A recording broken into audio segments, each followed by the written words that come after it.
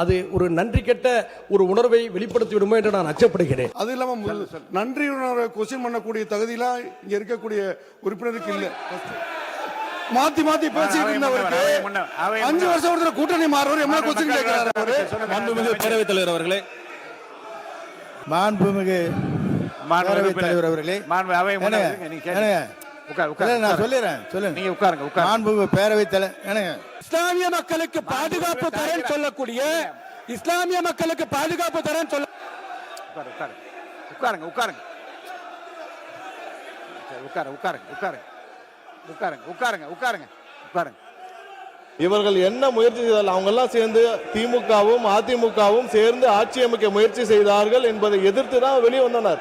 இந்த வார்த்தைகளை அவர் தவிர்த்தால் இது போன்ற தேவையற்ற விவாதங்கள் இங்கே வராது. வாயில வட சொல்றோம் நாங்க சொல்ல, நீங்க தான் சொன்னீங்க உறுப்பினர்.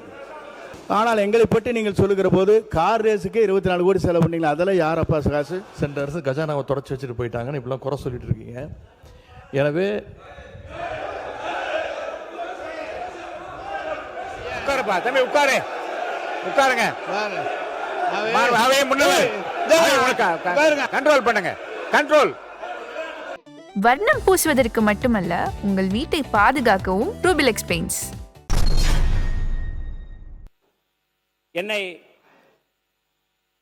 எனக்கு கம்யூனிஸ்ட் கட்சியை அறிமுகப்படுத்தியவர், பகத்சிங்கை அறிமுகப்படுத்தியவர், காரல் மார்க்ஸை அறிமுகப்படுத்தியவர், மாமேதை லெனினை அறிமுகப்படுத்தியவர் என்னுடைய தந்தை மல்லப்பன் ரத்னசாமி.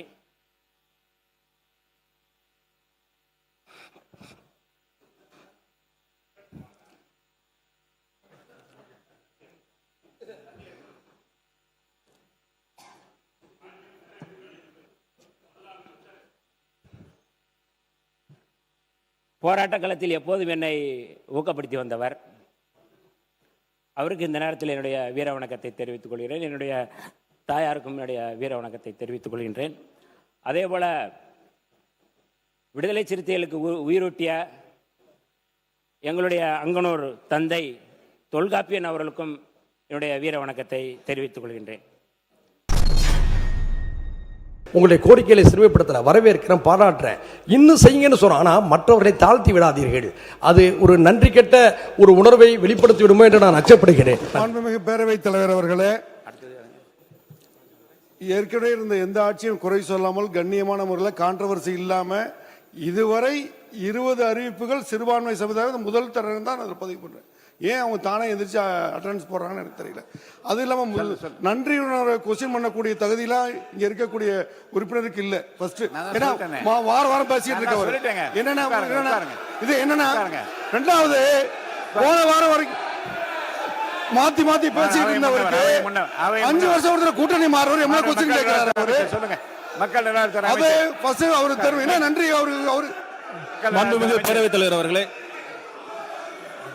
மாண்புமிகு நேற்று மாண்புமிகு உறுப்பினர்கள் பேசி முடித்தாகிவிட்டது. அமைச்சர் பதுவரிக்கு பிறகு மானிய கோரிக்கை குறித்து வாக்கெடுப்பு. மக்கள் நலத்துறை அமைச்சர் உட்காருங்க சார், உட்காருங்க, எடுக்கலாம். அமைச்சர் பாருங்க. மாண்புமிகு பேரவைத் தலைவர் அவர்களே, மாண்புமிகு பேரவைத் தலைவர் அவர்களே, நேற்று 10க்கும் மேற்பட்ட உறுப்பினர்கள் இது குறித்து பேசியாகிவிட்டது. அந்தந்த ஆட்சியில் அவர்கள் என்ன சிறுபான்மையினருக்காக என்னென்ன செய்தார்கள் என்று சொல்லியாகிவிட்டது. இன்று அமைச்சர் பதிலுரையும் வழங்கிவிட்டார். அதற்கு பிறகு நேரடியாக வாக்கெடுப்புக்கு செல்ல வேண்டும் என்று தாழ்மையுடன் மாண்புமிகு சமூக நீதித்துறை அமைச்சர் அவர்கள் பதிலுரை. மாண்புமிகு சமூக நீதித்துறை அமைச்சர் பதிலுரை.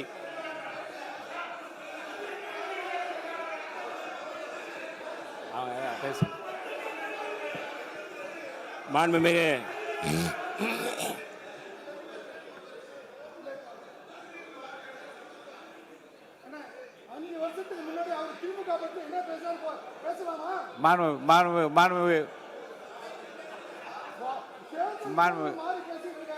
பாருங்க,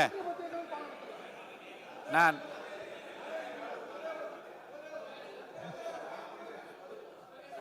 மாண்புமிகு உறுப்பினர் கே நேரு அவர்கள், அவர் உங்களுக்கு உங்களுடைய ஆட்சியை உங்களுடைய தலைவர்களை பற்றி புகழ்ந்து பேசினார். அவரை பார்த்து தமிழ் மன்சாரியை பார்த்து நன்றி சொல்வதற்கு முடியாதுன்னு சொல்ற தகுதி இல்லைன்னு சொல்றாரு. அது எப்படின்னு தெரியும் எப்படி சொல்றாரு? அது எப்படி சொல்றது? தமிழ் மன்சாரியை பேச சொல்லுங்க. மாண்புமிகு அவை முன்னவர் அவர்கள். மாண்புமிகு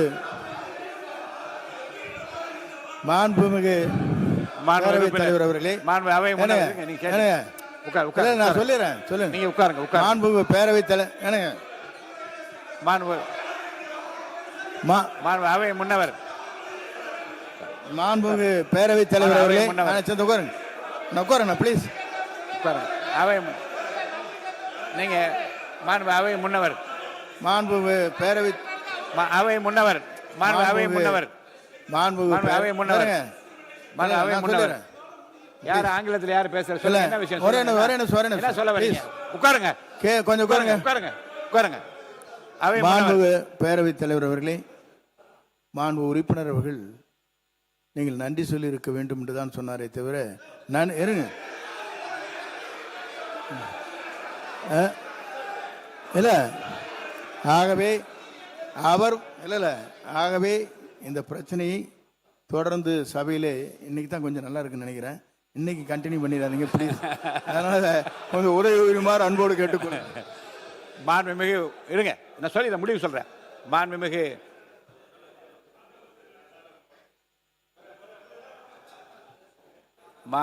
உறுப்பினர் அவர் பேசிய உடனே நான் சொன்னேன், வேறு கட்சியில எந்த ஆளுங்கட்சி பொறுப்பில் அமைச்சராக உட்காருங்க. உட்காருங்க.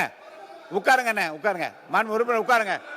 மாண்பு உறுப்பினர் உட்கார சொல்லுங்க. அவரை அமைச்சர் நீங்க பாருங்க, நீங்க பாருங்க. உட்காருங்க. மாண்பு அமைச்சர் உட்காருங்க. நீங்களும் பாருங்க. உங்க ரெண்டு பேரையும் கேட்கிறேன். இல்ல உங்க இருவரையும் நான் கேட்கிறேன். ரெண்டு பேருமே கேட்கிறேன். கண்ணியமிகு காயிதே மில்லத்தின் பல முறை சொல்லிவிட்டு இப்படி ரெண்டு பேரும் இப்படி பிஹேவ் பண்ணீங்கன்னா எப்படி சொல்ல முடியாது? தவறு. தயவுசெய்து உட்காருங்க. உட்காருங்க. அவர் நன்றி உங்களை பத்தி நன்றி நினைவுகள் என்று சொன்னவன் என்ன சொன்னேன், அங்கே இருந்து இங்கே வந்தாலும் கூட தன்னை ஜெயிக்க வைத்த மக்களுக்கு நன்றி சொன்னாரா இல்லையா என்று நான் கேட்டேன். அதோட அந்த பிரச்சனை முடிந்து விட்டது. நீங்க திரும்ப வந்து அவரை பற்றி நீங்கள் பேசிய அந்த குறிப்பை நான் இப்போ வந்து அறைக்கு சென்ற உடனே திருப்பி நான் படித்து பார்ப்பேன். தேவையற்றதாக இருந்தால் நிச்சயமாக நீக்கிவிடுவேன் என்பதை நான் உங்களுக்கு தெரிவித்துக் கொள்கிறேன்.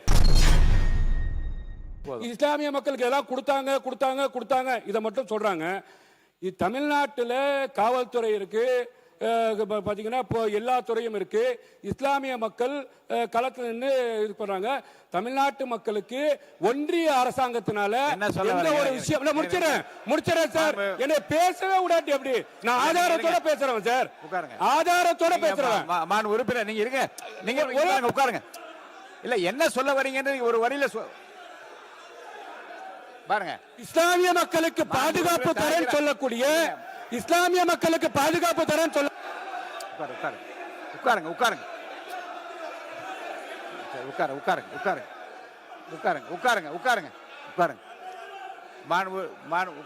வச்சுட்டு உட்காருங்க. அவர் உட்கார்ந்துட்டாரு. உட்காருங்க. நீங்க உட்காருங்க. அவர் உட்கார்ந்துட்டாரு. உட்காருங்க. நீங்க உட்காருங்க. என்ன இல்ல நீங்க உட்காருங்க. இல்லைங்க உட்காருங்க. பாருங்க. மாண்பு உறுப்பினர் தாகிய இருங்க. அவையில் உள்ள இஸ்லாமிய உட்காருங்க. தமிழகத்தை முன்னாலே ஆட்சி செய்தவர்கள் திராவிட முன்னேற்ற கழகமாக இருந்தாலும் சரி, அனைத்து இந்திய அண்ணா திராவிட முன்னேற்ற கழகமாக இருந்தாலும் அவர்கள் சிறுபான்மையினர் நலத்தை சார்ந்து செய்த திட்டங்களை எல்லாம் சொல்வதற்கு கூட நான் இங்கே அனுமதி அளித்தேன். இன்னொரு செய்தி கூட அவர் சொல்லாமல் விட்டுவிட்டார்கள். ஹஜ் பயணத்திற்கு நீங்கள் நிறைய செய்து கொண்டு வருகின்றீர்கள். கிறிஸ்தவர்கள் புனித பயணம் செல்வதற்கு ஏன் இன்னும் செய்யாமல் இருக்கிறாமா என்று புரட்சித் தலைவர் மாண்புமிகு முன்னாள் முதலமைச்சர் அவரிடம் நான் போய் கருத்து சொன்னேன். இந்தியாவில் யாரும் செய்யவில்லை. புனித பயணம் செல்வதற்கு, எருசலேம் செல்வதற்கு நீங்கள் உதவித்தொகை வழங்கலாம் என்று சொன்னேன். வீட்டிலேயே ஒரு கிறிஸ்துமஸ் விழா நடத்த சொன்னார்கள். மாண்புமிகு உறுப்பினர் மனோஜ் பாண்டே அவர்களுக்கு தெரியும், மாண்புமிகு ரவி பெர்னாட் எக்ஸ் எம்பி, இன்பதுரை போன்றவர்கள்லாம் இணைந்து நின்று ஒரு வீட்டிலேயே கிறிஸ்துமஸ் விழா நடத்தி அந்த ஆண்டை என்ன செய்தார்கள் என்றால் 500 பேருக்கு 20,000 ரூபாய் என்று எருசலேம் புனித பயணம் செல்வதற்கு அன்றைக்கு ஆட்சி பொறுப்பில் இருந்தவர்கள் உடனடியாக உத்தரவு கொடுத்தார்கள். நான் சொல்வதற்கு காரணம் என்னென்றால் அவ்வப்போது அரசனுடைய கவனத்திற்கு சிறுபான்மை மக்களது பிரச்சனைகளை கொண்டு செல்கிற போது முந்தைய ஆட்சியாளர் என்ன செய்தார்கள் எல்லாம் சொன்னார்கள். இப்போது மாண்புமிகு சிறுபான்மைத்துறை அமைச்சர் பேசுவது நான் என்ன புரிந்து கொள்கிறேன் என்றால், உங்களை காட்டிலும் விஞ்சி நிற்கிற பணிகளை செய்வதற்கு நாங்கள் தயாராகிவிட்டு அந்த அறிவிப்புகளை பார்த்துவிட்டு என்று சொல்லுகிறார். அவர் பேசி முடிக்கட்டும், நீங்க பேசி முடிக்கலாம்.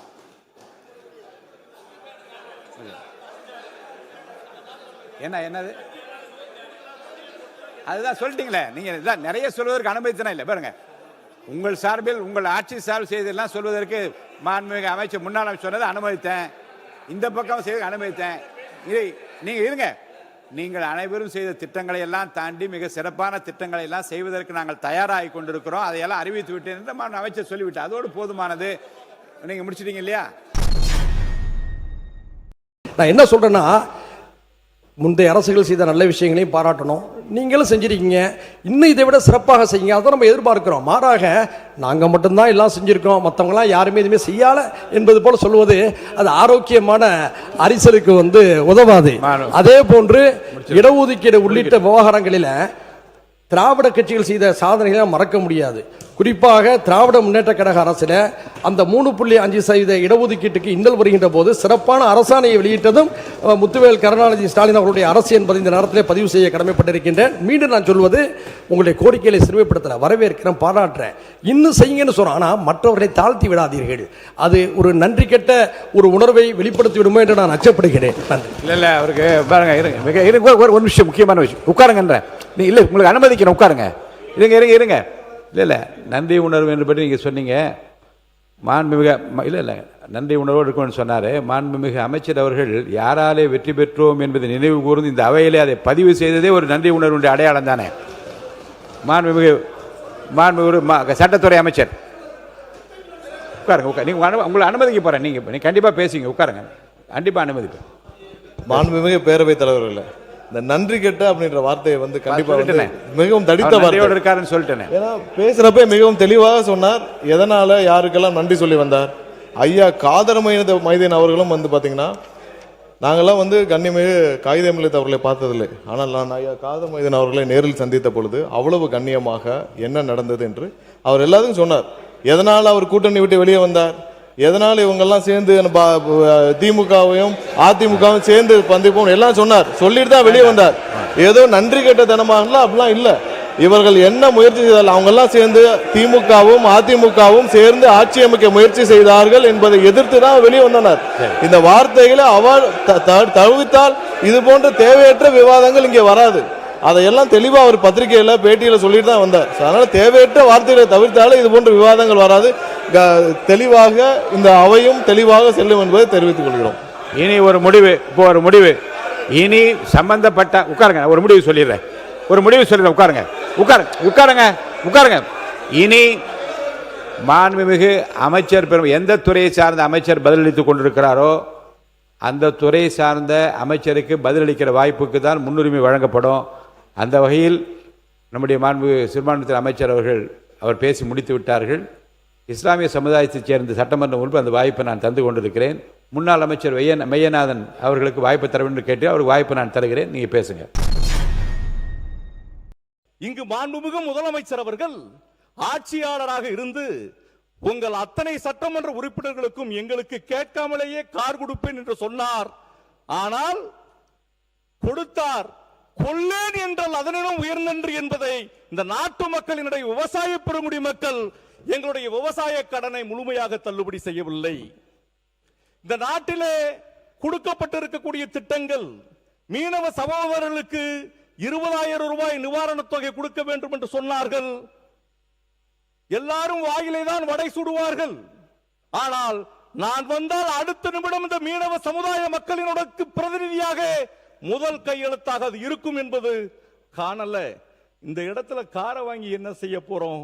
நாட்டு மக்களினுடைய வாழ்வாதாரத்தை மாண்புமிகு முதலமைச்சர் அவர்கள் உயர்த்த வேண்டும் என்பதற்காக சட்டத்துறை அமைச்சர் உட்காருங்க. இங்க இருக்க நான் எதையுமே குறை சொல்லல. மாண்புமிகு பேரவைத் தலைவர் அவர்களே, மாண்புமிகு பேரவைத் தலைவர் அவர்களே, கார் எப்படி இந்த அவையில் முதலமைச்சர் அவர்கள் கார் குறித்து எப்படி அனௌன்ஸ் பண்ணாங்கன்னு எல்லாருக்கும் தெரியும். அதாவது விடுதலை சிறுத்தை கட்சியை சேர்ந்த உறுப்பினர் அவர்கள் வேண்டுகோள் விடுத்ததற்கு இணங்க முதலமைச்சர் அவர்கள் அதை பணிவாக பரிசீலித்து அதை கார் அனௌன்ஸ் பண்ணாங்க. நாங்கள் எல்லாம் எல்லா தொகுதிக்கும் போகிறோம், எல்லாரும் தொகுதிக்கு போகிறோம், எல்லாரும் பார்க்குறோம். பல உறுப்பினர்கள் சொன்னாங்க 5 கார் வச்சிருக்கோம், 10 கார் வச்சிருக்கோம்னு. 5 கார் 10 கார் வச்சிருக்கிறதுலாம் பிரச்சனை இல்லை, தொகுதியில் போய் சுற்றி பார்க்கணும். ஏன்னா ஒவ்வொரு உறுப்பினர்களும் இன்னைக்கு இருக்கிற எம்எல்ஏக்கெல்லாம் நாங்கள் போறப்போ, கடந்த வாரம் நான் ஒரு கிராமத்துக்கு போனேன், அந்த கிராமத்திற்கு இது வரைக்கும் சட்டமன்ற உறுப்பினரே வந்ததில்லை. நீங்க 5 கார் 10 கார் வச்சிருக்கலாம் பிரச்சனை இல்லை, சட்டமன்ற உறுப்பினர் மக்கள் பணியை செய்வதற்கு அவர்களுக்கு வாகனம் தேவை. இன்னைக்கு இருக்கிற தாசில்தார் லெவல்ல இருந்து எல்லாருக்கும் வாகனம் இருக்கு, வாகனம் தேவை, சட்டமன்ற உறுப்பினர் தேவை என்பதை அறிந்து முதல்வர் அவர்கள் சட்டமன்ற உறுப்பினர்கள் மக்களை சந்தித்து மக்கள் குறைகளை கேட்டு இங்க அவையிலையும் அமைச்சர்களும் தெரிவிக்க வேண்டும் என்ற ஒரே காரணத்திற்காக சட்டமன்ற உறுப்பினர்களுக்கு வாகனத்தை வழங்கியுள்ளார். நீங்க அதை குறித்து திரும்ப திரும்ப நீங்கள் இதை கொண்டு வருவீர்கள். ஆனால் இன்னும் விரிவாக நீங்க போய் உங்க தொகுதிகளில் இதுக்கு முன்னாடி 5 முறை சட்டமன்ற உறுப்பினர் வந்திருக்கீங்க, 6 முறை வந்திருக்கீங்க, தொகுதியில் போய் பாருங்க. இப்ப நான்லாம் போய் பார்க்கிற ஊர்ல இது வரைக்கும் எங்க கிராமத்திற்கு எம்எல்ஏ வரலன்றாங்க. 5 கார் இருந்து 6 கார் இருந்து என்ன பிரயோஜனம்? இனிமேல் பாருங்க, சட்டமன்ற உறுப்பினர் போய் கிராமத்துல போய் மக்களை போய் பாருங்க என்பதை தெரிவித்துக் கொண்டு, இது போல தேவையில்லாத விஷயங்களை கொண்டு வருவதனால்தான் மீண்டும் உருவாகுது என்பதை தெரிவித்துக் கொள்கிறேன். மக்கள் நலத்துறை அமைச்சர் மாண்புமிகு பேரவைத் தலைவர் அவர்களே, நாங்கள் இந்த விவாதம் ரொம்ப ஆரோக்கியமாக நடக்கணும், சுமூகமாக நடக்கணும் தான் எல்லாம் விரும்புகிறோம். மாண்புமிகு உறுப்பினர் பேசுகிறப்ப சொன்னார் வாயில் வடை சுட்டோம் அப்படின்னு சொல்கிறாங்க. யார் வாயில் வடை சுட்டாங்க? மக்கள் யாருக்கு அதனால தீர்ப்பு வழங்கினான்னு மக்களுக்கு நல்லா தெரியும். அப்புறம் சொன்னாங்க இப்போ நம்ம செஞ்சதெல்லாம் ஆட்சிக்கு வந்த 100 நாள் தான் ஆச்சு, ஆட்சிக்கு வந்தது 100 நாள் தான் ஆச்சு. இப்போ இவங்கெல்லாம் கொடுக்க முடியுமா? இந்த திட்டங்களை நான் அறிவிச்ச தேர்தல் வாக்குல நிறைவேற்ற முடியுமான்னு கேட்டவங்களுக்கெல்லாம் ஒவ்வொரு 110 விதியின் கீழே மாண்புமிகு முதலமைச்சர் ஒவ்வொரு திட்டமா அறிவிச்சு தான் இருக்காரு. இப்ப பாத்தீங்கன்னா இலவச பெண்களுக்கு வெற்றி பயணம் திட்டமாக இருக்கட்டும், கேஸ் சிலிண்டர் திட்டமாக இருக்கட்டும், அனைத்தையும் செய்து கொண்டுதான் இருக்கிறார்.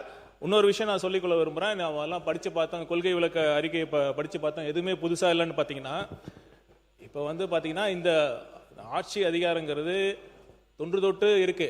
நம்ம பார்த்தீங்கன்னா நீதி கட்சி காலத்தில் கொண்டு வந்த திட்டங்களும் சரி, காமராஜர் அவர்கள் கொண்டு வந்த திட்டங்களும் தான் நம்ம இப்போ செஞ்சுக்கிட்டு வரோம். இப்போ பார்த்தீங்கன்னா அப்போ என்ன மாற்றம்னு கேட்டாங்க. ஆட்சி வந்தது பிறகு வீடு கட்டும் உரிமையாக இருக்கட்டும், கட்டிடம் கட்ட உரிமையாக இருக்கட்டும், நேர்மையான முறையில் ஒரு ஸ்கொயர் ஃபீட்டுக்கு எவ்வளோன்னு கொடுக்காம நம்ம அனுமதி கொடுத்துட்டு இருக்கோம். இதுதான் மாற்றம். இந்த மாற்றம் பண்ணிட்டு தான் இருக்கோம். மாற்றலன்னு எப்படி சொல்றீங்க? இதுதான் பெரிய புரட்சி. நன்றி. மாண்புமிகு கே நேரு அவர்கள். மாண்புமிகு பேரவைத் தலைவர் அவர்களே, வாயில வடை சொல்றோம் நாங்க சொல்ல, நீங்க தான் சொன்னீங்க உறுப்பினர். இல்ல இல்ல, நீங்க சொன்னதுதான் அவர் சொன்னார். மேல சட்டத்துறை அமைச்சர் சொன்னார், நீங்க கார் வேணுங்கிறவங்க, நீங்க சட்டத்துறை அமைச்சர் சொன்ன கார் வேணுங்கிறவங்க நீங்க தொகுதியை சுற்றுப்பயணம் இருக்கு, அவரை நீங்க போல ஒரே தொகுதியில 3 தடவை வெற்றி பெற்றிருக்கார். 3வது தடவை ஒரே தொகுதியில 3 முறை வெற்றி பெற்றிருக்கிறார். மக்கள் நன்மதிப்பை பெற்றிருக்கிறார். அதுவா முக்கியம். அதை பார்த்து மாண்பு சட்டமன்ற உறுப்பினர்கள் தங்கள் பணிகளை ஆற்றுவதற்கு அரசின் சார்பாக வாகனங்கள் வழங்குற போது யாருக்கு ஒரு தனி மரியாதை இருக்குது. நீங்கள் எத்தனை கோடியில் கார் ஓட்டினாலுமே அரசு கொடுக்கின்ற காரிலே போகிற போது அதற்கு தனி மரியாதை இருக்கும் ஒன்று. ஆனால் எங்களை பற்றி நீங்கள் சொல்லுகிற போது கார் ரேஸுக்கு 24 கோடி செலவு பண்ணீங்களா? அதெல்லாம் யாரப்பா காசு?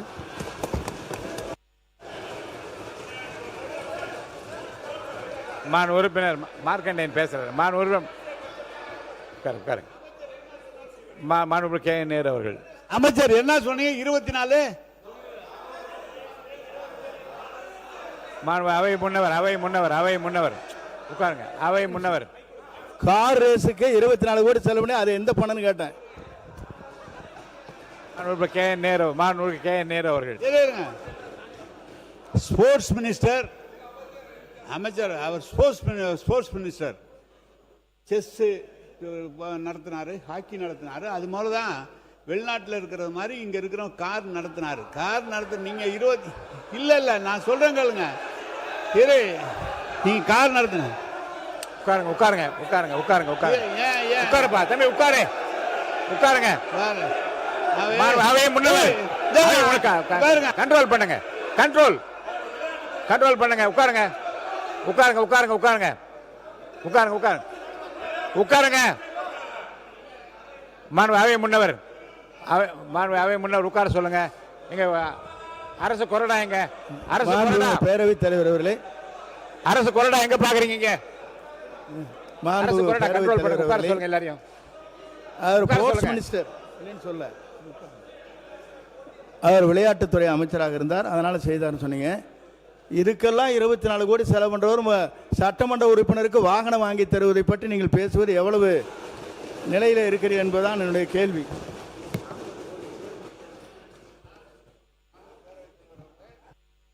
மைக் கொடுங்க. பேரவைத் தலைவர் அவர்களே, அவர் ஸ்போர்ட்ஸ் மினிஸ்டர், அவர் நடத்துறாரு சொன்னார். நீங்க கூட தான் ஸ்போர்ட்ஸ் மினிஸ்டர் இருந்தீங்க. 10 கோடி ரூபாய்க்கு வாங்கி ஒண்ணுமே செய்யாம நிறுத்திட்டீங்க. நீங்க மெடலை யாருக்கும் கொடுக்கல, நீங்க செய்யவே இல்லை. நீங்க அதுக்காக உங்களை மாதிரியா நாங்க இருக்கணுமா? எப்படி?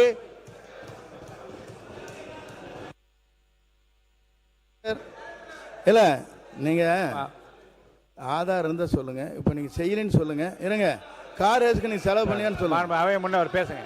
இல்ல இல்ல உட்காருங்க நீங்க. அண்ணே உட்காருங்க. அண்ணே இருங்கண்ணே, உட்கார சொல்லுங்க. அதனால கேட்குறேன். முன்னவர் செய்தது நான் சொல்றேன். மாண்பு உறுப்பினர் உட்காருங்க. இந்த கார் பிரச்சனை உட்காருங்க, உட்காருங்க, தயவு செய்து உட்காருங்க. பாருங்க, உட்காருங்க. இந்த இருங்க, உட்காருங்க, இருங்க. இந்த கார் பிரச்சனை பற்றி இல்லைங்க, இந்த கார் பிரச்சனை பற்றி தயவு செய்து ஒரு முடிவுக்கு வாருங்க. ஏன்னா ஒரு மாண்புமிகு உறுப்பினர் அவர் தன்னுடைய இயலாமை குறித்து, பொருளாதார நெருக்கடி குறித்து இதே போன்று மற்றவர்களுக்கும் சிரமம் இருக்குமோ என்று கருதி ஒரு கோரிக்கை வைத்தார். மாண்பு முதலமைச்சர் அவர்கள் உடனடியாக அப்படி யார் யாருக்கு கார் தேவைப்படுமோ என்று கணக்கெல்லாம் எடுத்து பார்க்காமல் எல்லோருக்கும் வாரி வழங்க வேண்டும் என்ற அடிப்படையில் கார் திட்டத்தை அறிவித்தார். இதிலே திராவிட முன்னேற்ற கழகத்தை பொறுத்த வரைக்கும் எங்களுக்கு வசதி வாய்ப்பும் இருக்கிறது, மற்ற பிரச்சனைகளில் நீங்கள் கவனம் செலுத்துங்கள், எங்களுக்கு தேவையில்லை என்று சொன்னபோது, தேவை இருக்கின்றவர்கள் அந்த வாய்ப்பு எங்களுக்கு ஏற்கனவே இருக்கிறது என்று கருதுகின்றவர்கள் வேண்டாம் என்று சொன்னால் அதில் தடை எதுவும் யாரும் சொல்ல முடியாது. ஏன்னா இந்த கார் பிரச்சனையை பற்றி தொடர்ந்து பேசுவதை நீங்கள் தவிர்க்க வேண்டும் என்று கேட்டு, ஏன்னா ஒரு உறுப்பினருடைய உள்ளக்கடைக்கை புரிந்து கொண்டு, அவர் அவசியத்தை புரிந்து கொண்டு, அதே போன்று விரும்புகிற, வாய்ப்பை பயன்படுத்தி கொள்ள விரும்புகிற, இன்னும் கூட பல்வேறு நிலைகளை சிரமத்திலே இருக்கக்கூடிய மாமன்ற உறுப்பினர் அதை உறுதியாக அதை பயன்படுத்தி கொள்ளுகின்றவர்களுக்காகத்தான் இந்த திட்டம் அறிவிக்கப்பட்டிருக்கிறதே தவிர, எனக்கு 10 கார் இருக்குது, 4 கார் இருக்குது, நான் தேவையில்லை என்றால் இங்கே வந்து பதிவு பண்ண தேவையில்லை. அது தேவையற்ற ஒரு செய்தியாக நான் கருது. இங்கே விட்டுருங்க, வேறு உட்காருங்க. நீங்கள் இல்லைங்க, உட்காருங்க. அதுக்காக வந்து இருங்க, அரசாங்கம் அதுக்காக கார் கொடுத்ததற்காக நீங்கள் வந்து அந்த மானியத்தை கொடுக்கவில்லையே, இந்த திட்டத்தை அறிவித்து என்று சொல்ல வேண்டிய அவசியம் இல்லை. ஏனென்றால் இதுவும் தேவை, அதுவும் தேவைதான். இருங்க, அந்தந்த காலகட்டம் இல்லை தேவை இல்லை, எது தேவையோ உரிய நேரத்தில் அது அளிக்கப்படுகிறது. விரைவாக தொகுதிகளுக்கு சென்று தங்கள் பணிகளை ஆற்றுவதற்கு இது ஏதுவாக இருக்குமேனால், அது பயனுள்ளதாக இருக்குமேனால் அதை செய்ய வேண்டும் என்கின்ற முதல்வருடைய அறிவிப்பை நான் வரவேற்று அதோடு நிறுத்திக் கொள்ள வேண்டுமே தவிர, இதை ஒரு பிரச்சனையாக்கி இதை கொடுத்தீர்கள், அதை ஏன் கொடுக்கவில்லை, இதை ஏன் கொடுக்கவில்லை என்று கேட்பதில் எனக்கு உடன்பாடு இல்லை. மாண்பு உறுப்பினர் மார்கண்டி, நீங்கள் தொடர்ந்து பேசலாம். மாண்பு எதிர்க்கட்சி தலைவர் சொல்லுங்க. மாண்பு பேரவைத் தலைவர் அவர்களே, எங்களுடைய உறுப்பினர் பேசும்போது நீங்கள் முதலமைச்சர் 110 அறிவிப்பை கொடுத்துருக்கிறாரு. எங்களுடைய தலைவர் எடுத்த முடிவு, யார் யாருக்கு கார் இல்லையோ அவங்களுக்கெல்லாம் நீங்கள் வாங்கி கொடுங்க, விவசாய கடன்லாம் இன்னும் தள்ளுபடி பண்ணல, அதெல்லாம் நீங்கள் தேர்தல் கொடுத்த அறிவிப்பு, வாக்குறுதி. ஆட்சி பொறுப்பு ஏற்கும்போது என்ன சொன்னீங்கன்னா, சென்ற அரசு கஜானாவை தொடச்சி வச்சுட்டு போயிட்டாங்கன்னு இப்படிலாம் குறை சொல்லிட்டு இருக்கீங்க. எனவே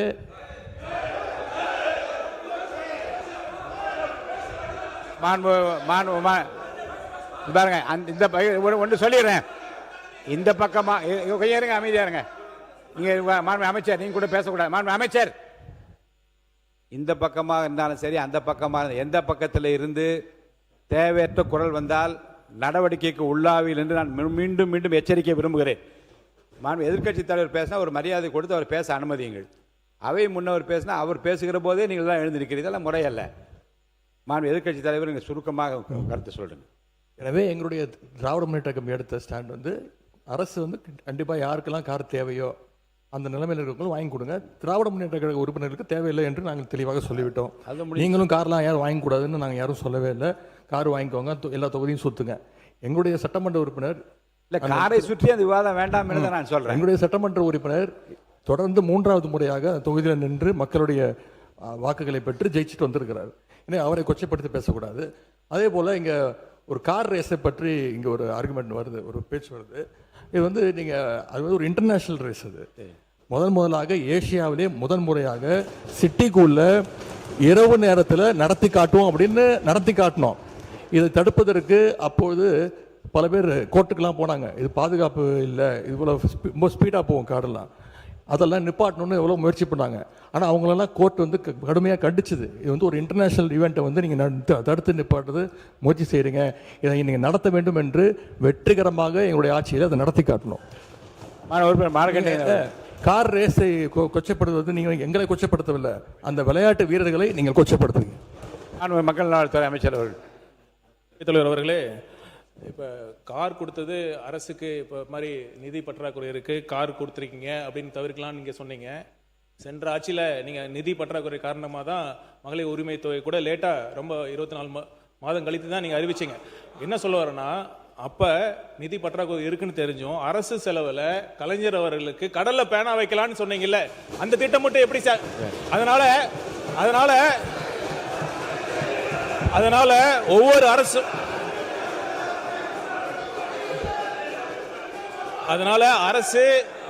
அரசு நிதி நிலைமையை கருத்தில் கொண்டு ஒரு சட்டமன்ற உறுப்பினர்களுக்கு ஒரு வாகனம் என்பது மிகவும் அவசியம். ஏன்னா தொகுதி முழுதும் போனாதான் இப்ப நீங்க பேசுறீங்க, தொகுதி பிரச்சனை பத்தி பேசுறீங்க. அது காரணம் என்ன? தொகுதி மக்கள்கிட்ட என்ன பிரச்சனை இருக்கு, ஒவ்வொரு ஏரியால என்ன குறை இருக்குன்னு தெரிஞ்சுக்கணும். இப்ப என்ன நிலைமைனா, இன்னொருத்தரை சார்ந்து இருக்க வேண்டிய நிலைமை இருக்கு. இன்னொருத்தரோட கார் கொடுக்க வேண்டியது இருக்கு, அவங்களுடைய பெட்ரோல் நம்ம யூஸ் பண்ண வேண்டியது இருக்கு, அவங்களுடைய வாகன டிரைவர் யூஸ் பண்ண வேண்டியது இருக்கு. அதனால இந்த திட்டம் மிகவும் அவசியமான திட்டம். மக்களுடைய கோரிக்கைகளை இங்க சட்டமன்றத்தில் பிரதிபலிக்கணும்னா அது தேவை. அதை உணர்ந்து தான் சொல்லியிருக்காரு ஒழிய கண்டிப்பாக இது ஆடம்பரம் கிடையாது என்பதை தெரிவித்துக் கொள்கிறேன். இல்லை, இதை பற்றி முடிவு நான் ஏற்கனவே சொல்லிட்டேன். கார் பிரச்சனையை பற்றி பேச வேண்டாம்னு சொல்லிட்டேன். அவை முன்னவர் என்ன சார்? பேரவைத் தலைவர் அவர்களே, இருங்க. அவை முன்னவர் மாண்புமிகு எதிர்க்கட்சி தலைவர் அவர்கள் சொல்லுகிற போது ஒரு கருத்தை சொன்னார்கள்.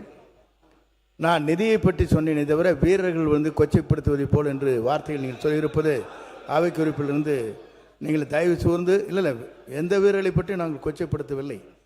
இவ்வளோ நிதி செலவு செய்யப்பட்டிருக்கிறது என்று சொன்னோமே. இருங்க சொல்லி இருக்கிறோம். நீங்கள் ஆரம்பிச்சுக்கிட்டு தான் நாங்கள் சொல்ல வேண்டியிருக்குப்பா. மார்க்கண்டேயன் சொல்லின்னு சொன்னால் இன்றைக்கி இந்த பிரச்சனையே வந்திருக்கு. அவர் ஆரம்பிச்சு விட்டார், இன்றைக்கி வரைக்கும் அமைதியாக போச்சு. அவர் எப்போ ஆரம்பித்தாலே இதே பிரச்சனை தான். இங்கே பாருங்க, வரங்க இருங்க, ஒரு நிமிஷம் சொல்ல உட்காருங்க, ஒரு நிமிஷம் உட்காருங்க. வாயிலே வடை சுடுகிறா என்ற வார்த்தை ஏற்கனவே இந்த பக்கம் அது வந்தது, அது அவை குறிப்பில் இருக்கிறது. இவரும் வாயில வடை. இப்போ என்ன எனக்கு கவலை வந்திருக்கிறது என்றால், சட்டமன்றத்துக்குள்ளே எல்லோருமே வாயிலை வடை சுட்டுக் கொண்டிருக்கிறார். எப்போது நமக்கெல்லாம் திட்டம் என்று காத்திருக்கிற மக்களுக்காக நீங்கள் பேச வேண்டும் என்று நான் விரும்புகிறேன். நான் உறுப்பினர் ஜிவி மார்க்கண்டேயன் அவர்கள். என்ன காரணம் முடிச்சு பேனா தான் இல்லையே, அந்த திட்டமே இல்லையே. நான் தான் சொல்றேன், திட்டமே இல்லையா, அறிவிப்பா வந்தது இல்லையே. விடுங்க, சொல்லியாச்சு, விடுங்க. பேரவைத் தலைவர் அவர்கள் புரட்சி தலைவரோட தீவிர ரசிகர் என்று எங்களுக்கு தெரியும். அவருக்கு ஒரு சின்ன ஒரு பாட்டு மட்டும் பாடிக்கிறேன். அது எதிர்க்கட்சி தலைவருக்கு பிடிக்கும் தெரியும். தம்பி, நான் படித்தேன் காஞ்சியிலே நேற்று, அதை நாடறிய சொல்லட்டுமா இன்று. அதுல ஒரு வரிகள் இருக்குது. தெரு தெருவாய் கூட்டுவது பொதுநல தொண்டு, ஊரார் தெரிந்து கொள்ள படம் பிடிப்பார் சுயநலம் உண்டு. அப்பவே அவங்க ரீல்ஸை வந்து பரப்பியிருக்காங்கிறதுக்கு ஒரு பாட்டு புரட்சி அன்னைக்கே பாடியிருக்காரு. அது மட்டும் இல்லாம மக்கள் நலம் என்றே சொல்லுவார், தன் மக்கள் நலம் ஒன்றினை தான் மனதில் கொள்ளுவார். மக்களுக்காக கிள்ளி கொடுத்து தன் மக்களுக்காக அள்ளி கொடுத்ததை தான் அன்னைக்கு புரட்சி தலைவர் அன்னைக்கே பாடி இருக்கிறாரு. எந்த மக்களுக்காக அவங்க வேலை செஞ்சாங்கிறது புரட்சி தலைவர் அன்னைக்கே பாட்டில் சொல்லியிருக்காரு. தெரிந்து கொண்டு எப்பொழுதுமே இல்ல வர வர வர வர வர அல்ல ஐயா ஐயா முதல்வரை சொல்லிடுறேன். இல்ல விளக்கம் சொல்லிடுறேன். பாட்டு தாங்க புரட்சி தலைவர் பாட்டு தாங்க பாடி இருக்கிறேன். புரட்சி தலைவர் பாட்டு தாங்க பாடி இருக்கிறேன். நீங்க 4 பேர் அப்படியே உட்காருங்க. நீங்க உட்காருங்க. இல்ல அண்ணா, அண்ணா. அவை முன்னவர் இல்ல, புரட்சி- அவை முன்னவர் மாண்பு பேரவைத் தலைவர் அவர்களே, நீங்க மாண்பு அமைச்சர் இருங்க அவர் பேசுறார். அவை முன்னவர் நீங்க இருங்க என்ன மாண்பு அவை முன்னவர் மாண்புமிகு பேரவைத் தலைவர் அவர்களே, ஒரே நிமிஷம். அவை முன்னவர் மாண்பு அவை முன்னவர் மாண்புமிகு பேரவைத் தலைவர் அவர்களே, இல்ல மாண்புமிகு பேரவைத் தலைவர்களே, புரட்சி தலைவருடைய பாடலைத்தான் பாடினாரே தவிர இல்ல வேறு எந்த அழுத்தத்தோடும் பேசவில்லை. அவருடைய பாடலை அவருடைய ரசிகராக இருந்தபோது பாடியதுதானே தவிர வேறு அது குற்றமாக எடுத்துக்கொள்ளக்கூடாது. புரட்சி தலைவரோட பாட்டுல ஏதாவது குறை இருக்குன்னு சொல்ல வரீங்களா நீங்க? பிற்பட்டோர் நலத்துறைக்கும் இந்த பாடலுக்கு என்ன சம்பந்தம் என்று தெரியவில்லை. இந்த பேசுங்க உட்காருங்க மாண்பு அமைச்சர் அவங்க பேசுறாங்கல்ல. மாண்பு பேரவைத் தலைவர்களே, அமைச்சர்கள் பதில் சொல்ல ஆரம்பிச்சிட்டாரு. நேத்தே சொல்லியிருக்க வேண்டிய பதில் இன்னைக்கு தான் ஆரம்பிச்சிருக்கிறாரு. நேற்று ஆரம்பிக்க வேண்டியது இன்னைக்கு ஆரம்பிச்சிருக்கிறாரு. பாட்டு பாட ஆரம்பிச்சிட்டாரு. இதுல சாட்சிக்கு வேற என்ன வேற கூப்பிட்டுருக்காரு. அதனால நாங்கள் இதுக்கு பதில் சொல்லி தான் ஆக வேண்டும். இது நீங்க அலோவ் பண்ணி தான் ஆக வேண்டும். சப்ஜெக்ட்டுக்கு வந்துருங்க. நிச்சயமாக. அதாவது இன்னொன்னு நீங்க சொல்லிட்டீங்க. அண்ணா அண்ணா உட்காருங்க. நீங்க 20 நிமிஷம் பேசுங்க. நீங்க பேசுங்க. நீங்க பாருங்க அங்கெல்லாம் பதில் சொல்லக்கூடாது. நீங்க பாருங்க அமைச்சர், நீங்க தொடர்ந்து உங்க பேச்சை பேசுங்க. சப்ஜெக்டுக்குள்ள வாங்க. சப்ஜெக்ட் தான் வரங்க ஐயா.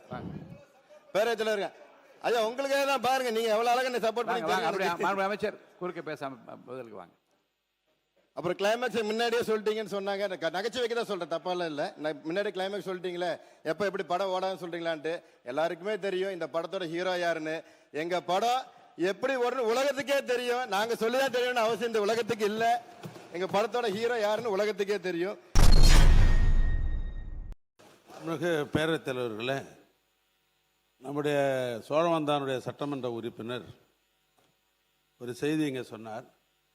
மதுரையில் பென்னிக்குக் அவர்கள் வாழ்ந்த இல்லத்தை எடுத்துவிட்டு கலைஞருடைய நூலகம் அமைக்கப்பட்டதாக ஒரு குற்றச்சாட்டு சொல்லியிருக்கிறார். அது முற்றிலும் அது உண்மையல்ல. ஏற்கனவே இதே சட்டமன்றத்தில் அப்பொழுது ஒரு எதிர்க்கட்சி சட்டமன்ற உறுப்பினர் கேள்வி வைத்து பென்னிக்குக்கு வாழ்ந்த காலங்கள் எந்தெந்த ஏற்கனவே சொல்லப்பட்டு இங்கே மாமன்றத்தில் அது பதிவில் இருக்கிறது. எனவே அது ஏற்கனவே வேக்கண்டாக இருந்த இடமும் கோட்ரஸ் இருந்த இடத்த தான் அது இன்னும் கேட்டேன் ஒரு பழமையான கோட்ரஸு. அது உழுந்துற அளவுக்கு இருந்த ஒரு கோட்டஸ். அது இல்லாத வேக்கண்ட் ஏரியாவும் இருந்தது. அதை வச்சு தான் அவங்க கலைஞருடைய நூற்றாண்டு நூலம் கட்டப்பட்டதை ஒழிய பென்னிக்குக்கு வாழ்ந்த இல்லத்தை கட்டவில்லை. ஒன்று. இன்னொன்று அவர் சொன்னார், அதான் அந்த பகுதியில் இருக்கிற தமிழருடைய அடையாளம் தான் ஜல்லிக்கட்டு. ஏன்னா அந்த பகுதியில் இருக்கிற இளைஞர்கள் அந்த ஜல்லிக்கட்டை நடத்தி கொண்டிருக்கிற ஒரு கோரிக்கை அப்பொழுது எங்களுடைய முதலமைச்சர் வைத்தார்கள். அதுக்கு நினைவாக ஒன்று கட்ட வேண்டும் என்ற அடிப்படையில் தான் அந்த ஜல்லிக்கட்டுக்கு என்று ஒரு அரங்கம் அமைத்ததை ஒழிய அரசாங்கம் நேரடியாக போய் அனுப்பல. அந்த கோரிக்கையை நிறைவேற்றிருக்கிறோம். அதோடு மட்டுமல்ல, பென்னிக்கு அவர்கள் பிறந்த ஊர் உங்களுக்கு லண்டன். ஏன்னா அந்த லண்டன் மாநகரிலேயே அவர் எங்கே பிறந்தோ அந்த இடத்துல போய் சிலையை வைத்து தமிழக அரசின் சார்பாக அப்பொழுது உள்ளாட்சித்துறை அமைச்சராக இருந்த அன்பிற்குரிய அண்ணன் இப்பொழுது சட்டமன்ற உறுப்பினர் மூத்த உறுப்பினர் அண்ணன் பெரியசாமி அவர்கள் அங்கே போய் சிலையே திறந்து வச்சது தான் வரலாறு. சட்டத்துறை அமைச்சர்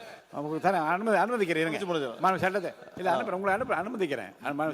பேரவைத் தலைவர்கள் ஜல்லிக்கட்டை பற்றி மாண்புமிகு உறுப்பினர்கள் அண்ணன் சொன்னாங்க. ஜல்லிக்கட்டு மாணவர்கள் அனைவரும் தன்னெழுச்சியாக ஒரு மிகப்பெரிய போராட்டம் நடத்தி அந்த போராட்டத்தின் விளைவாக அதை வாங்கி கொடுத்தார்கள். அதை ஒவ்வொரு காலகட்டத்திலும் யாராவது ஒருத்தர் ஜல்லிக்கட்டை நாங்கள் தான் பெற்றுக் கொடுத்தோம் என்று அப்படியே ஒரு முத்திரை பதிப்பதற்காக கடந்த ஆட்சியில் ஜல்லிக்கட்டுன்றது ஒரு தவறான புரிதலில் அவங்க எல்லாம் இருந்திருக்கிறார். அதாவது ஜல்லிக்கட்டு ஒவ்வொரு ஊரை, இப்போ அலங்காநல்லூர், பாலமேடு, ஒவ்வொரு ஊரையும் தாங்கி நிற்கும் பொழுது அந்த ஊருக்குன்னு ஒரு பேர் இருக்கு. அந்த ஊர்ல இருக்க மக்கள் அனைவரும் அது விழாக்கோலம் கொண்டு அந்த பாரம்பரியத்தோடு அந்த ஊர்ல செலிப்ரேட் பண்றது. இவர்கள் தனியா என்ன புரிஞ்சுக்கிட்டாங்கன்னா, அது ஒரு கிளாடியேட்டர் மாதிரி ஒரு தனியா ஒரு ஸ்டேடியம் கட்டி, அது இல்ல ஜல்லிக்கட்டு. அந்தந்த ஊருக்கு ஒரு பெருமை இருக்கு. அந்தந்த அலங்காநல்லூர்னா ஊருக்கு ஒரு பெருமை இருக்கு.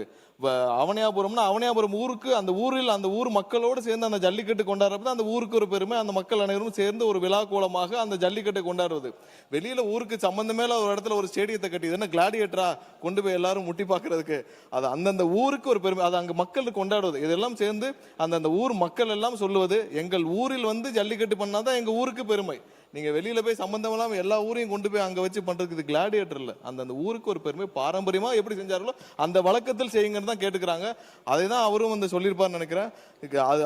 அது எந்த அளவுக்கு இவங்க ஸ்டேடியம் கட்டினாங்களோ அது அந்த அளவுக்கான பயன்பாட்டில் மக்களும் உணரவில்லை. அது ஒரு பெரிய பெருமையாகவும் யாரும் கருதவில்லை. பேரவைத் தலைவர் அவர்களே, அமைச்சர் பெருமக்களே, சட்டமன்ற உறுப்பினர்களே, எதிர்க்கட்சி தலைவர் அவர்களே, உங்கள் அனைவருக்கும் முதல்கண் எனது பணிவான வணக்கத்தை சொல்லி நான் என் உரையை தொடங்குகிறேன். இன்றைக்கு முதலில் இந்த அவையில் வீற்றிருக்கும் அனைத்து சகோதரர்களுக்கும் ரக்ஷபந்தன் வாழ்த்துக்களை நான் தெரிவித்துக் கொள்கிறேன். அது எல்லா சகோதரர்களும் இருக்கும்போதே சொல்லணும்னு நினைச்சு இப்ப டேபிள் சேர் தான் அதிகமா இருக்குண்ணா. அதனால அனைத்து சகோதரர்களுக்கும் ஒரு சகோதரியாக ரக்ஷபந்தன் வாழ்த்துக்கள். எல்லோரும் சகோதரத்தோடு ஒற்றுமையாக இருந்து நம் நாட்டுக்காக மக்களுக்காக நாம் அனைவரும் இணைந்து சிறப்பாக பணியாற்றுவோம் என்பதை இந்த நேரத்தில் தெரிவித்துக் கொள்கிறேன். அது மட்டும் இல்லாம வடன்னு சொல்லி லஞ்ச் டைம் எல்லாருக்கும் வட பசி வேற வந்துருச்சு. உங்களை போன்ற அனைத்து சகோதரிகளுக்கும் அவையின் சார்பாக எங்கள் நன்றியை நாங்கள் தெரிவித்துக் கொள்கிறோம். காலையிலேயே நம்முடைய நண்பர்கள் தொகுதியில இருந்து என்னுடைய அருமை நண்பர்கள் மற்றும் பிரம்மகுமாரி சமாஜ் அவர்கிட்ட வந்து கையில் நேற்றும் வந்தார்கள். நேற்றும் இந்த கரங்களிலே கட்டி நம்முடைய சகோதரர்களுக்கு வாழ்த்துக்கள் என்று அவர்கள் சொன்னார்கள். உங்களுக்கு எங்களுடைய நன்றியை தெரிவித்துக் கொள்கிறோம். நன்றிண்ணா. உங்க கையில ரக்ஷபந்தன் இருந்தது நான் பார்த்தேன்னா. உங்களுக்கு எல்லாருக்கும் வாழ்த்துக்கள். வடன்னு சொல்லி லஞ்ச் டைம்ல எல்லாருக்கும் பசி வேற வந்துருச்சுங்கண்ணா. அதே மாதிரி இன்னைக்கு நம்ம மானிய கோரிக்கையை பத்தி முக்கியமாக பேச வேண்டி இருக்கிறது. அதற்கு முன்ன இப்போ ஒரு திருவள்ளூர்ல ஊத்துக்கோட்டையில தொட்டாரெட்டி குப்பம் அப்படின்ற ஏரியால ஒரு பெண் ஆசிட் ஊத்தி படுகொலை செய்யப்பட்டிருக்கிறார் என்பதை ஒரு பெண்ணாக இந்த அவையில நான் குறிப்பிடணும். உறுதியாக அந்த பெண்ணுக்கு நடந்த அந்த கொடுமைக்கு யார் காரணமோ அவர்களுக்கு நிச்சயமாக இந்த அரசு கடுமையான தண்டனையை வாங்கி தர வேண்டும் என்பதை இந்த நேரத்திலே நான் கேட்டுக்கொள்கிறேன். அதே போல இன்றைக்கு நம்மளுடைய தொகுதியை பற்றி நான் பேசுகிறேன். இன்றைக்கு வீட்டு வசதி மற்றும் நகர்ப்புற உள்ளாட்சி வளர்ச்சித்துறையை சம்பந்தப்பட்டது. விருதாச்சலம் தொகுதியில் பார்த்தோம்னா மணிமுத்தாறு கரை இரு புறங்களிலும் படிகளை அமைத்து எல்லைக்குட்பட்ட பகுதிகளை கரை உடையாமல் பாதுகாக்க வேண்டியது நம் அரசின் கடமை.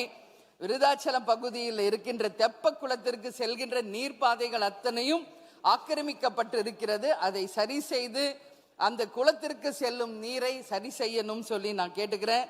அதே மாதிரி விருதாச்சலம் பகுதியில் பெண்ணாடம் ரோடு தெற்கு தெருவில் மழை பெய்தாலே அங்கு எல்லா இடத்திலும் நீர் தேங்கி விடுகிறது.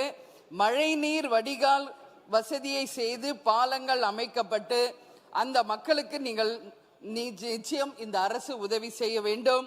விருதாச்சலம் பகுதியில் இருக்கின்ற பொதுப்பணித்துறை, நீர் பாசனத்துறை, தீயணைப்புத்துறை பணிபுரியும் ஊழியர்களுக்கு அந்த அலுவலங்களுக்குள்ளேயே இடம் இருக்கிறது. அங்கு புதிய குடியிருப்புகள் கட்டி அவர்களுக்கு ஏது செய்ய வேண்டும் என்ற கோரிக்கையை வைக்கிறேன்.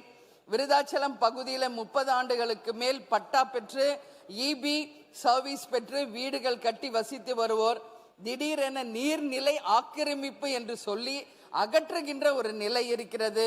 அவங்களுக்கு பட்டாவும் கொடுக்குறாங்க, இபி கனெக்ஷனும் கொடுத்துறாங்க. அதற்கு பிறகு அவர்களை அப்புறப்படுத்தும் போது அவர்கள் வாழ்க்கை மிகப்பெரிய ஒரு கேள்விக்குறியாகிறது. இதையெல்லாம் அரசு கவனத்தில் கொண்டு பட்டா வழங்குவதற்கு முன்பு இபி கனெக்ஷன் கொடுக்கிறதுக்கு முன் அந்த மக்களுக்கு ஒரு சரியான ஒரு வழிநடத்தலை செய்யணும்னு சொல்லி நான் கேட்டுக்கொள்கிறேன்.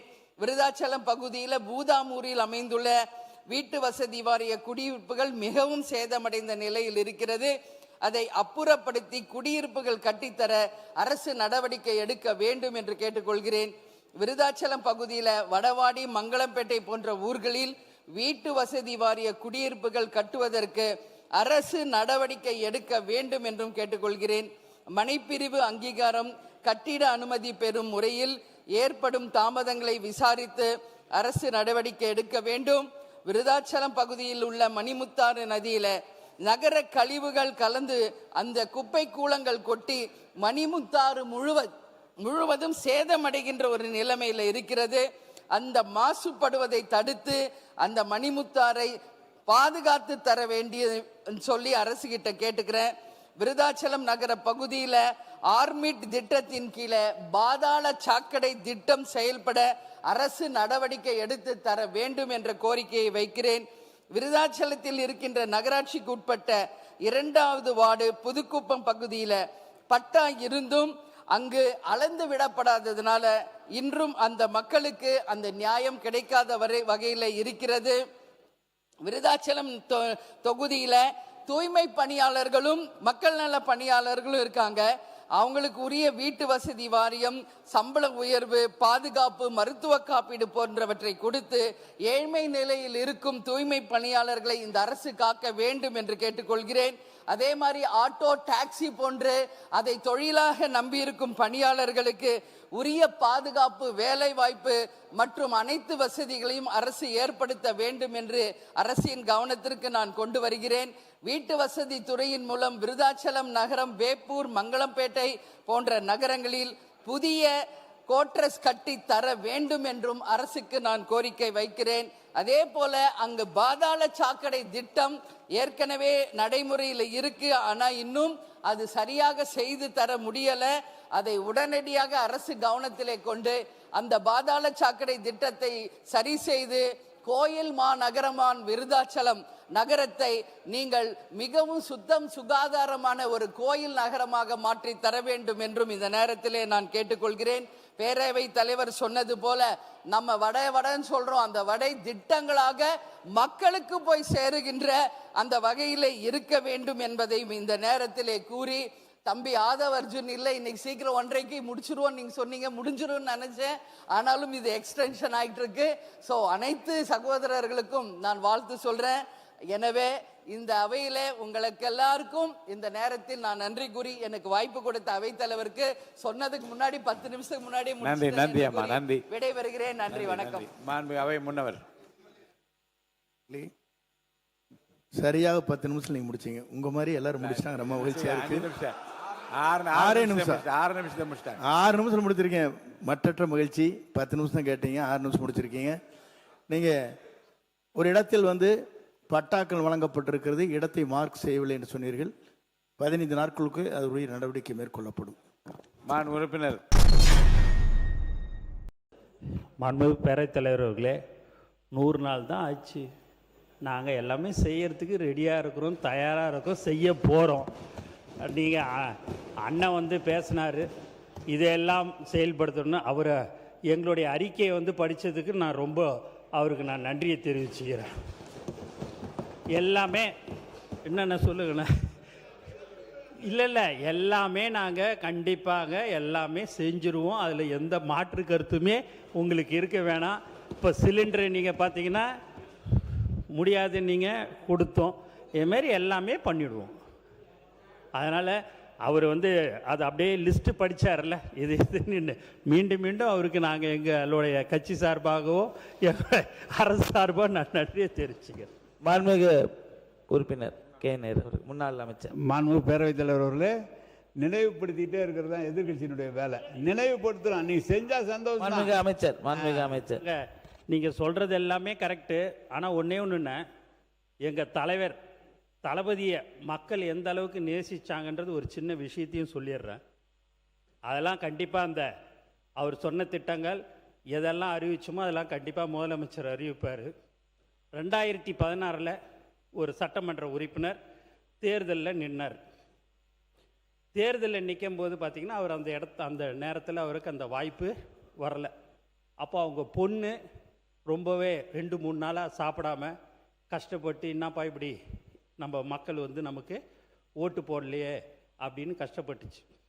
அதே 2026 அவர் திருப்பி தேர்தலில் நின்னார். அவங்க பொண்ணு கல்யாணம் பண்ணி ஹைதராபாத்துக்கு அனுப்பிட்டார். ஹைதராபாத்துக்கு போய் அந்த பொண்ணு தேர்தலுக்கு முன்னால் வந்துருமா எனக்கு ஓட்டு போடுறதுக்குன்னு சொன்னார். வந்துடுறோம்ப்பான்னு சொல்லிச்சு. அன்னைக்கு போலிங் அன்னைக்கு ஒரு 9 மணிக்கு இப்போ அவர் சட்டமன்ற உறுப்பினராக நம்ம அவையில் இருக்கிறாரு. அந்த சட்டமன்ற உறுப்பினராக அவர் என்னம்மா ஒரு நைட்டு 9 மணிக்கு வீட்டுக்கு போன உடனே, ஏம்மா எத்தனை மணிக்குமா போய் காலைல ஓட்டு போட்டேன்? காலையில் 7 மணிக்கே போட்டேன்ப்பா, என் அண்ணனுக்கு விசில் சின்னத்தில் ஓட்டு போட்டேன்ப்பான்னு. அவருக்கு ஒன்றுமே புரியலையாம். அம்மா என்ன திருப்பி சொல்லுன்னாராம். சொல்லும் போது, அப்பா உனக்கு நான் ஓட்டு போடல, நீ எப்படியாவது ஜெயிச்சிருவ, ஆனால் எங்கள் அண்ணன் முதலமைச்சர் ஆகணும்னு சொல்லி கோச்சிக்காதப்பா நான் விசில் சின்னத்தில் ஓட்டு போட்டேன்னு. ஏன் இதை சொல்கிறேன் அப்படின்னா, அந்த அளவுக்கு மக்கள் நம்பிக்கை வைத்திருக்கிறார்கள். அந்த நம்பிக்கைக்கு கண்டிப்பாக நாங்கள் நடந்து கொள்வோம் என்பதை இங்கே உங்களுக்கு அண்ணன் அவர்களுக்கு தெரிவித்துக் கொள்கிறேன். மாண்புமிகு உறுப்பினர். திராவிட முன்னேற்ற கழகமும் முத்தமிழறிஞர் கலைஞர் அவர்களும் வர்ணம் பூசுவதற்கு மட்டுமல்ல, உங்கள் வீட்டை பாதுகாக்கவும் ரூபிலெக்ஸ் பெயிண்ட்ஸ்.